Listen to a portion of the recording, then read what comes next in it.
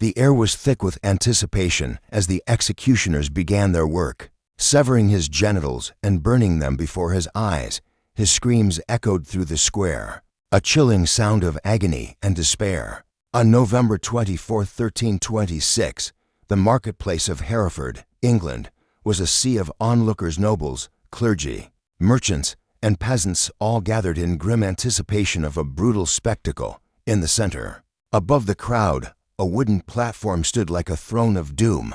A man, gaunt and pale from days of self-imposed starvation, was pushed forward by guards. His clothes, once regal, now hung in tatters, a hollow shell of his former self. This was no ordinary man. He was once the most powerful figure in England after the king. His name, Hugh Despenser, the king's favorite, and some whispered, his lover. Now, he was about to face an execution so monstrous it would carve his name into history forever. What had once been a life of unimaginable power was now reduced to a grotesque display of vengeance. In the following hours, Hugh's mutilated body would serve as a bloody lesson to all who dared amass too much power or make enemies too powerful. To understand how this downfall unfolded, we must look back at the web of ambition, betrayal, and dark passions that twisted through the courts of medieval England, leading this man to an end so horrific it would echo through the centuries. On November 24, 1326, the marketplace of Hereford, England, was a sea of onlookers, nobles, clergy, merchants, and peasants, all gathered in grim anticipation of a brutal spectacle. In the center, above the crowd, a wooden platform stood like a throne of doom.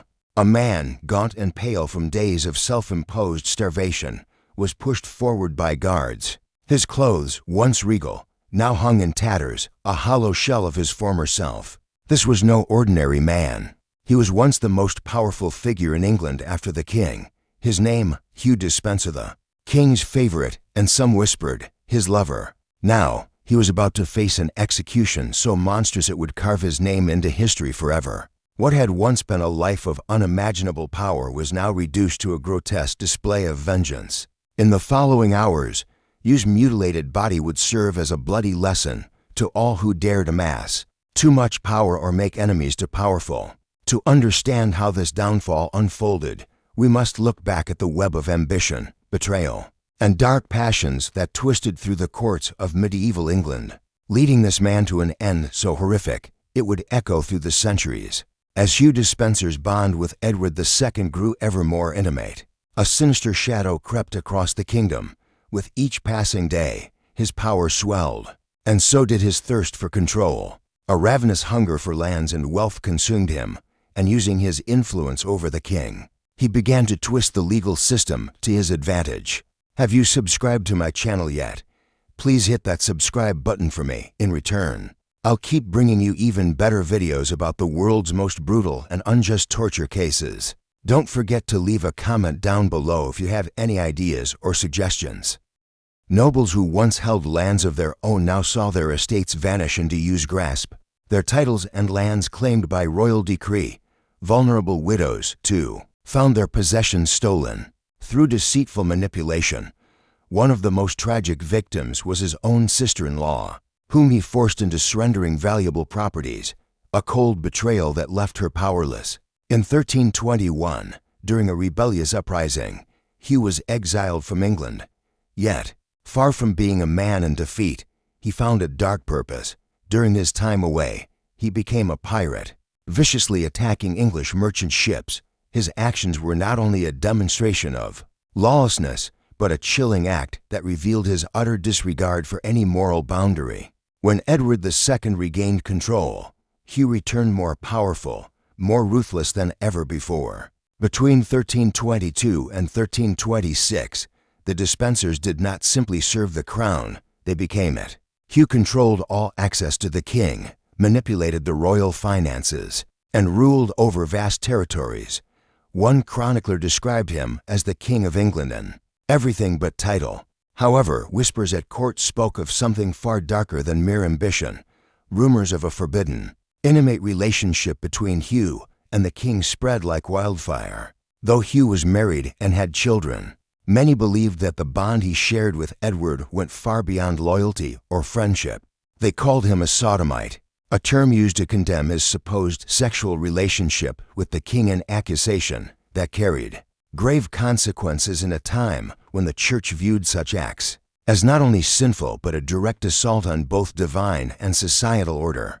Queen Isabella, Edward's wife, was deeply humiliated by her husband's favoritism toward Hugh. Her position, resources, and even access to her children slowly slipped away under Hugh's control.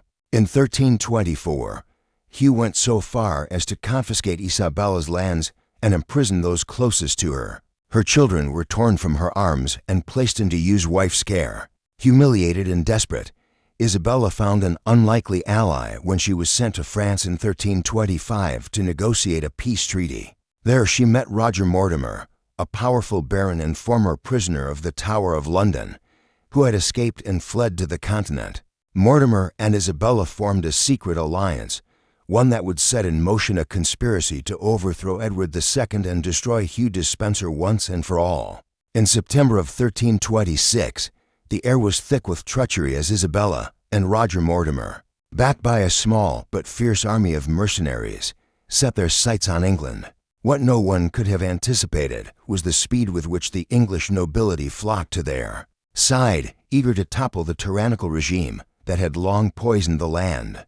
Years of unchecked abuse, extortion, and humiliation had left the kingdom seething with hatred toward the king's favorites. The rebellion spread like wildfire, and Edward II's fragile support crumbled before the advancing invaders. Desperate, Edward II and the Despensers fled to the western parts of England, clutching what little of the royal treasury they could carry. But their escape, filled with the stench of panic and defeat, was doomed from the start. The Despenser family, once the most powerful in the kingdom, was about to be torn apart. Hugh the Elder was captured in Bristol, where his fate was sealed. On October 27, 1326, the once untouchable noble was hanged. Still dressed in his armor, his body a twisted parody of the power he once wielded. After his hanging, his body was brutally beheaded, quartered, and thrown to the dogs. The dark spectacle of his execution served as a gruesome warning to all who dared follow in his footsteps. Meanwhile, Edward II and his son Hugh the Younger continued their flight through the treacherous Welsh landscape, their once loyal followers now scattered or abandoned. The walls closed in around them, and in mid-November, they were captured near Neath. Edward, stripped of his crown and dignity, was forced into captivity, where he would abdicate in favor of his 14-year-old son, the future Edward III. For Hugh Despenser, the future was far darker. Knowing that mercy would not come, Hugh attempted to starve himself to death, his final act of defiance against a cruel world that had turned against him. But his plans were thwarted. On November 24th, he was dragged before a tribunal, a court presided over by his bitterest enemies, Roger Mortimer, Queen Isabella, and the Lancastrian barons who had suffered under his tyranny. The trial was nothing more than a bloody formality. Hugh was accused of treason, theft, corruption, and manipulation, his long list of sins a reflection of his unchecked greed. There would be no mercy. The verdict was swift, and his execution would become one of the most horrific in English history, leaving an indelible mark on the kingdom's dark, twisted tale. On the morning of November 24, 1326, the market square in Hereford, England, was alive with an eerie sense of anticipation. The crowds had gathered, a sea of nobles, clergy, merchants, and peasants, their eyes fixated on what was to come. Among them stood Isabella, her face drawn with quiet triumph, and Roger Mortimer, his gaze hard and resolute. The barons, victorious in their struggle, watched with cold indifference. But it wasn't just the power brokers who had come to witness the spectacle. The common folk, too, were there, drawn by the promise of an unprecedented display of justice, revenge, and blood. At the center of the square, a wooden platform stood tall, casting a long, foreboding shadow across the crowd. It was here that the condemned would meet their fate, and the man being led forward was no ordinary criminal. This man had once been the most powerful figure in England after the king himself, a man who had moved through the corridors of power like a phantom, manipulating his way into the king's most intimate circle, a man whose rise to dominance was as swift as it was ruthless. But now, Hugh Despenser the Younger was about to face a fate so horrific, it would echo through history. Please share your thoughts in the comments section. I will discuss this case with you in more detail. Don't forget to subscribe to my channel. Hugh, pale and gaunt from days of self-imposed starvation, was brought to the platform. His clothes, once regal and luxurious, now tattered and filthy. His face, drawn with exhaustion, reflected the torment he had endured in his final days. He had tried to escape the inevitable, but his fate was sealed.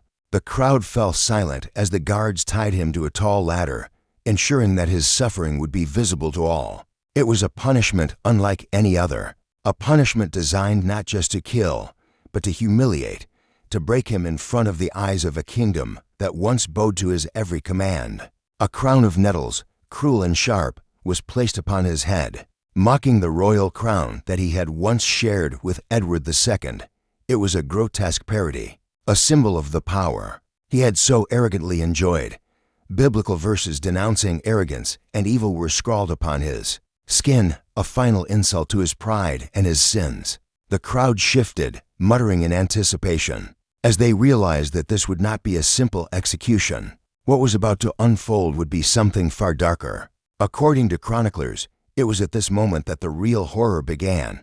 The executioners, cold and methodical, cut off Hugh's genitals. The crowd gasped as the severed parts were thrown into a fire before his eyes. The flames burned them, the smell of charred flesh mingling with the dampness of the autumn air. But this was not enough. Hugh was not dead yet.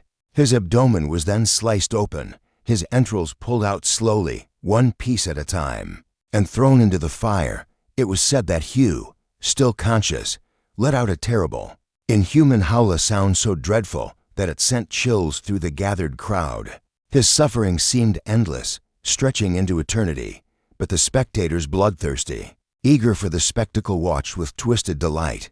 The air was thick with excitement as they marveled at the brutality of his punishment.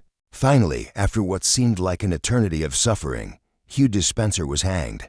But even in death, his torment was not over. His body was beheaded, and his remains were quartered, each piece sent to different parts of the kingdom to be displayed as a grim reminder of the fate that befell those who abused royal power. His head was placed on a stake at the London Gate, a haunting symbol for all to see, a stark reminder of how quickly the mighty could fall.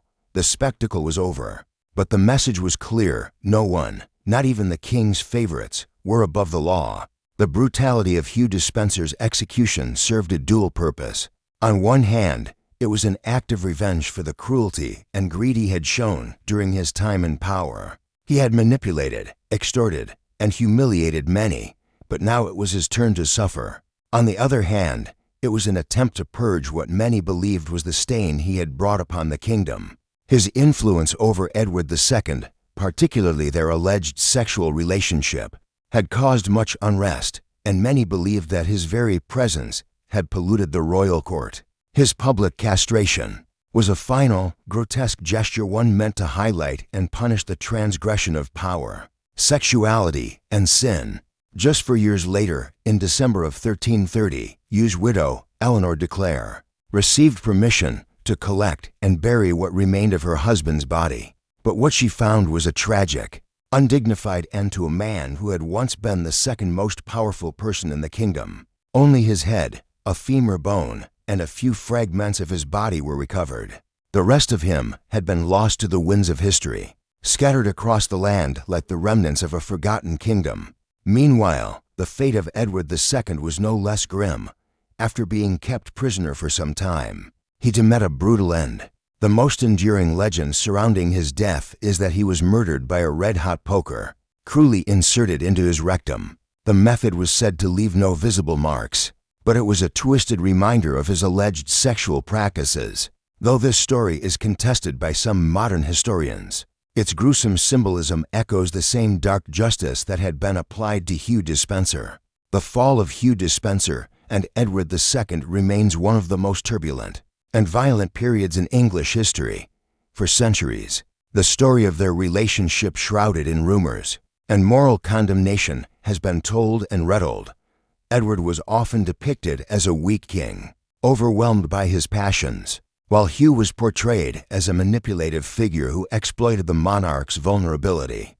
But modern historians offer a more nuanced view. While it is undeniable that Hugh Despenser was a greedy and ruthless politician, many believe that the accusations of sodomy were used as a political weapon, a way to delegitimize him and others like him. Use execution as public humiliation, castration, and dismemberment serves as a powerful warning of the dangers of challenging societal norms, accumulating too much power, and making powerful enemies. His story offers a haunting reminder of how justice, in the medieval world, could be brutally theatricalized.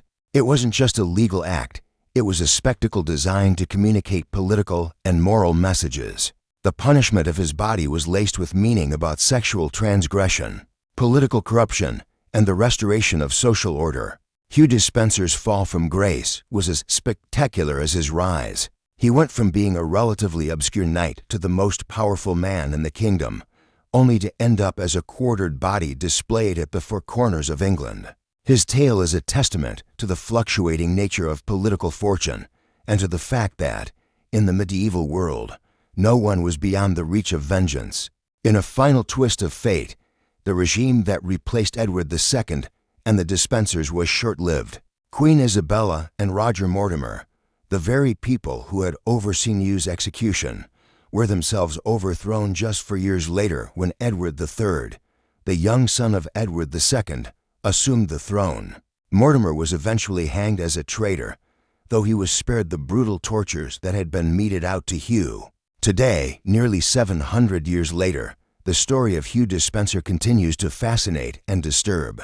He has been voted one of the greatest villains of the 14th century, even regarded by some as one of the worst Britons of all time. His life and death have been dramatized in plays, novels, and television series, where he is often depicted as the archetype of the corrupt and manipulative courtier. Looking back at his brutal execution, we are reminded of the extreme cruelty that marked the medieval judicial system, but we also see the ways in which power, political favoritism, and exploitation of privileged positions continue to shape our societies. Hugh Despenser's story is not just a relic of the past. It remains a cautionary tale about the dangerous intersections between power, sexuality, greed, and justice.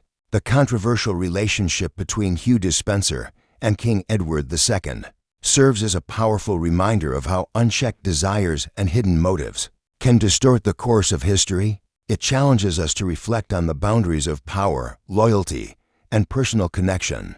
In life, it's crucial to be mindful of the influence we wield over others and the choices we make, as they can ripple far beyond our intentions. True strength lies not in manipulation or exploiting weaknesses, but in fostering relationships built on trust, respect, and fairness. Let this story remind us to act with integrity and to be conscious of the moral implications of our actions.